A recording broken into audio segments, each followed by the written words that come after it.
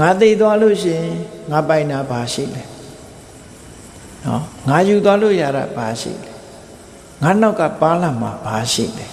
ဟောဒီအချက်၃ချက်ကိုစဉ်းစားကြည့်ရအဲ့တော့မြတ်စွာဘုရားကရှင်းပြတယ်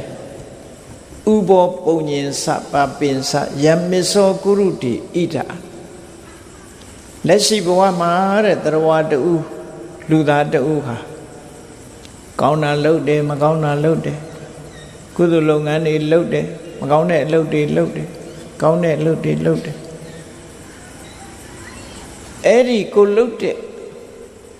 လုပ်ရက်တွေပဲတန်ဟိတတတကံဟောတိတဲ့ကိုလုပ်ခဲ့တဲ့အလုပ်ဒီပင်လေဘာကြောင့်စဉ်းစားကြည့်ကိုလုပ်တာကုသိုလ်လုပ်မယ်အကုသိုလ်လုပ်မယ်ကိုယ့်ရင်ထဲမှာဖြစ်သွားပြီစိတ်ကောင်းနှလုံးကောင်းထားရင်စိတ်ကောင်းနှလုံးကကိုယ့်ရင်ထဲမှာဖြစ်တယ်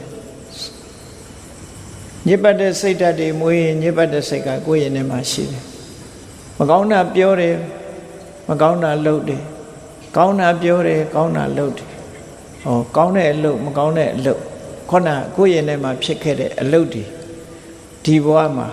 မသိခင်လူတွေဟာနေ့စဉ်နဲ့အများလုပ်တယ်စိတ်နဲ့ကြံတွေးတယ်နှုတ်နဲ့ပြောဆိုတယ်ကိုယ်ဒီလက်အောင်လုပ်တယ်အဲ့ဒီကိုယ့်ရဲ့လုပ်ရကံသေးသာလင်တင်ကြီးတတ်တသက္ကံဟောတိတယ်အဲ့ဒါသူ